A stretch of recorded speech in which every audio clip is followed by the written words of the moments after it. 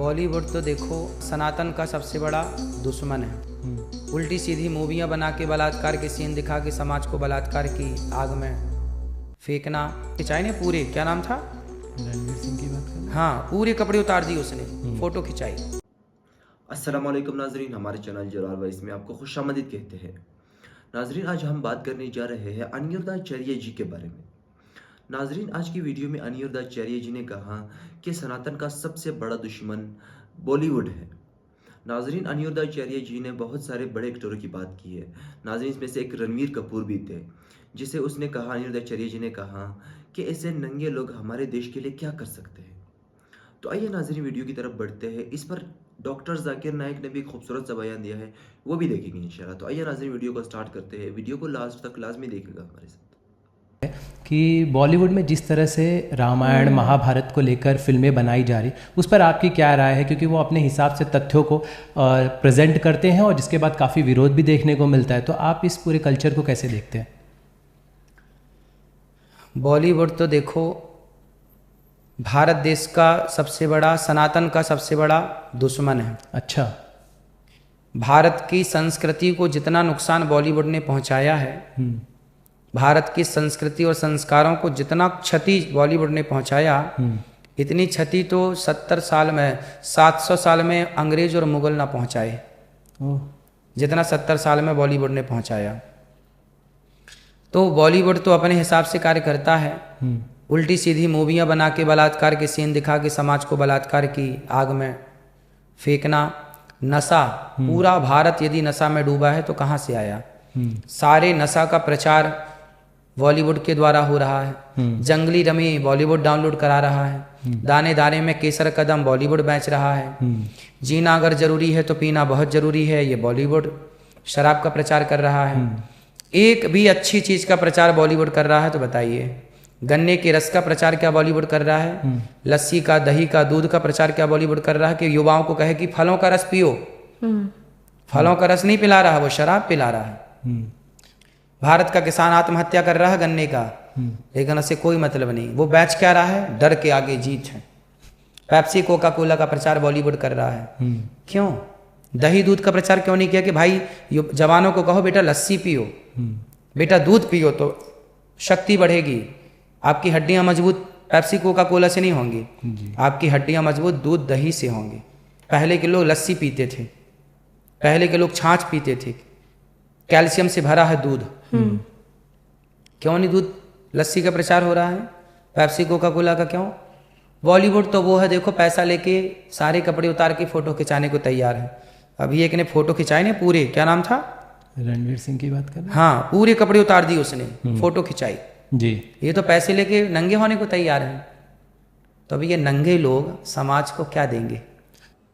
तो इस माहौल में सबसे पहली बार मैंने अंग्रेजी में तकरीर की, is terrorism a Muslim monopoly. 2 साल पहले बंबई में, सितंबर 2006 में, षणमुखानंद हॉल में। इंटरनेशनल मीडिया में 2005-2006 में एक बहुत मशहूर जुमला हमेशा टेलीविज़न पे, रेडियो पे, मैगज़ीन पे, न्यूज़पेपर पे हमेशा दोहरा जा रहा था। वो था, हर मुसलमान आतंकवादी नहीं है, लेकिन हर आतंकवादी मुसलमान है। 1881 में किंग अलेक्जेंडर II, सार अलेक्जेंडर II ऑफ रशिया, जब सेंट पीटर्सबर्ग के सड़क पे जा रहे थे गाड़ी में, एक जोर का धमाका होता है और वो गाड़ी के बाहर निकलते हैं। वो गाड़ी जो बुलेट प्रूफ कार थी, जो नेपोलियन I ऑफ फ्रांस ने उन्हें दी थी, जब वो गाड़ी के बाहर निकलते हैं फौरन और एक धमाका होता है और उनके ऊपर हमला होता है और उनका कत्ल हो जाता है। वो आदमी का नाम जिसने किंग अलेक्जेंडर II, सार अलेक्जेंडर II ऑफ रशिया का कत्ल किया, उसका नाम था इग्नेसी। वो एक पोल था बर्बक्स का, वो गैर मुस्लिम था। सन 1886 में हे मार्केट स्क्वायर शिकागो में एक लेबर रैली में, बड़ा जुलूस था लेबर का, उसके अंदर एक बम फेंका जाता है पुलिस के ऊपर और पुलिसमैन डीगन मर जाता है। फौरन पुलिस और लोगों में झगड़ा हो जाता है और इस झगड़े में 7 पुलिसमैन और मारे जाते हैं और कुल मिला के 12 की हत्या होती है। और इसके जिम्मेदार थे 8 अनार्किस्ट। 8 के 8 गैर मुस्लिम थे, मुसलमान नहीं थे। 6 सितंबर 1901 में यूएस प्रेसिडेंट जो उस टाइम था, विलियम मैकिनली, उसकी हत्या होती है। He is assassinated. 2 बार गोली मारा जाता है। गोली मारने वाले का नाम था लियोन। वो एक अनार्किस्ट था, गैर मुस्लिम था, मुसलमान नहीं था। 1 अक्टूबर सन 1910 में लॉस एंजलिस टाइम्स, उसके बिल्डिंग में, लॉस एंजलिस कैलिफोर्निया यूएसए में, एक बम धमाका होता है और 21 लोग मारे जाते हैं। उसके जिम्मेदार थे जोसेफ और जेम्स मकनामारा। दोनों गैर मुस्लिम थे। 28 जून 1914 में आर्क ड्यूक ऑफ ऑस्ट्रिया और उसकी बीवी की हत्या होती है।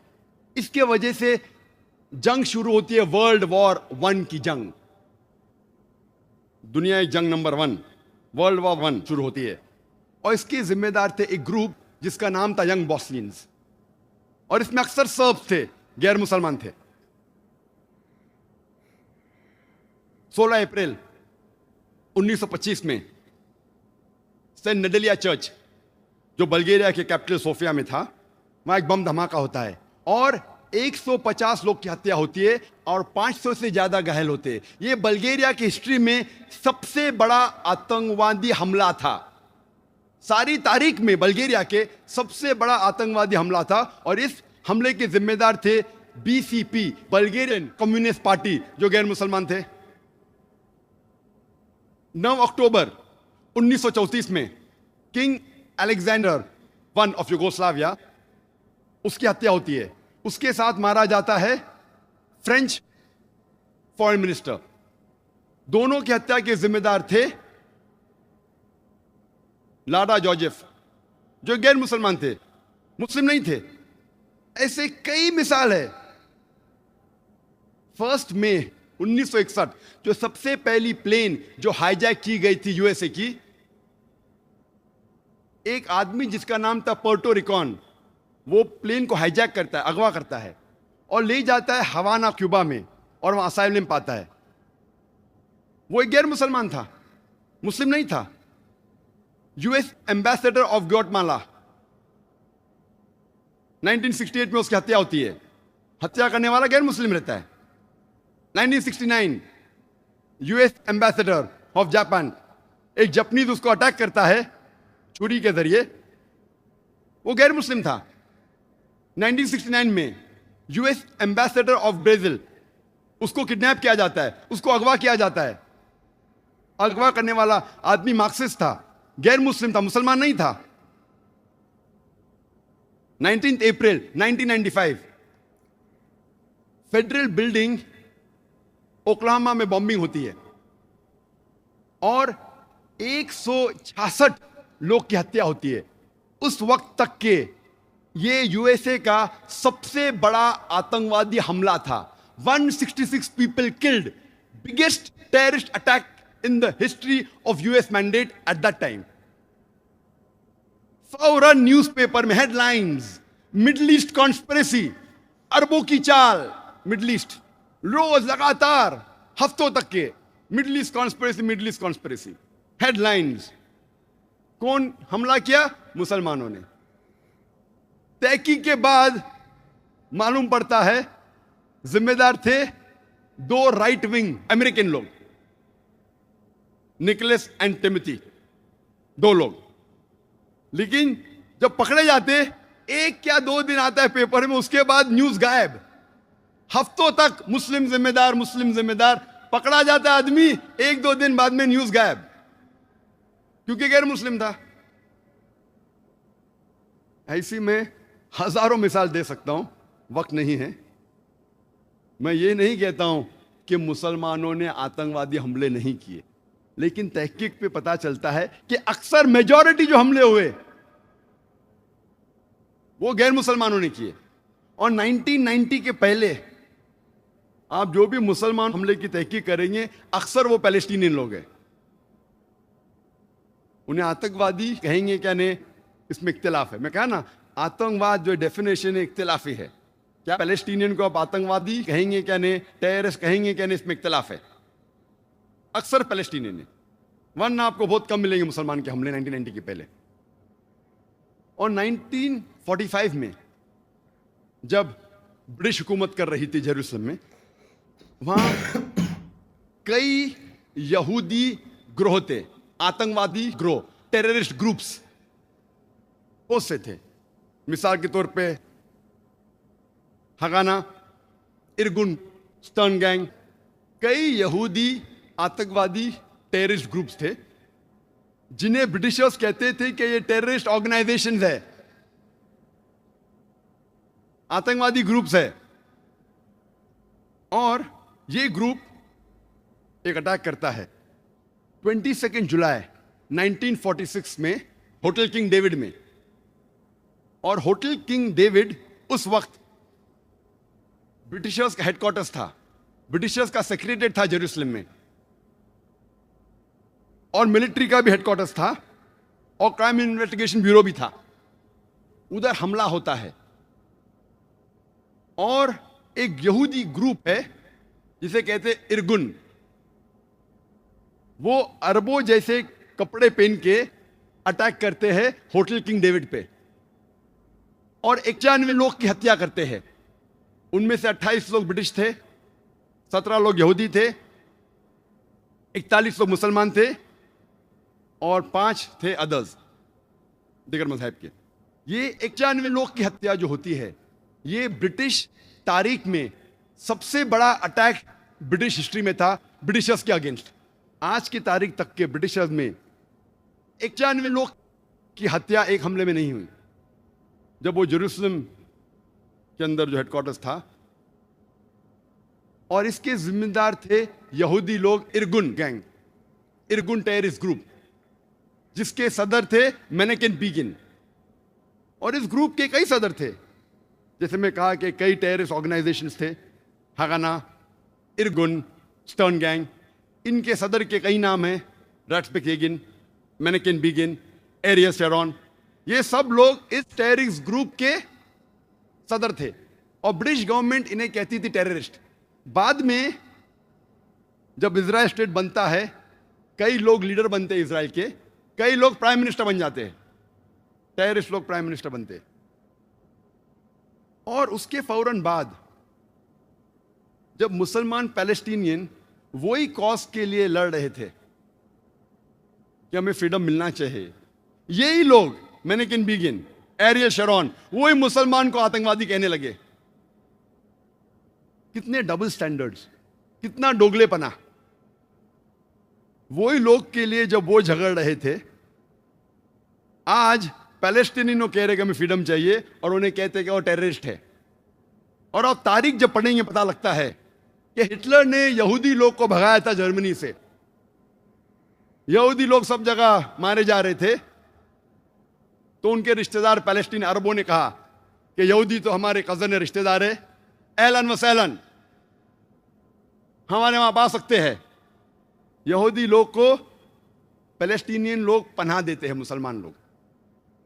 और उसके बाद वही लोग जो पनाह देते हैं उनको आप घर के बाहर निकालते हैं और कहते हैं कि टेररिस्ट है। ये तो ऐसी मिसाल है कि आप एक मुसाफिर को अपने घर में लेते हैं, अपने छत के अंदर, वो मुसाफिर आपको घर के बाहर करता, अपने खुद के घर के बाहर करता है, फिर आप घर के बाहर कहते का मेरा घर वापस दे दो, और लोग आपको कहते कि आप टेररिस्ट है। और जब आतंकवादी हमले की हम तहकीक करते हैं, पता लगता है कि जर्मनी में 1968 टू 1992 में एक ग्रुप थी, बादर मैनहॉफ, जो एक टेररिस्ट ग्रुप थी। कई टेररिस्ट हमले किए उनने।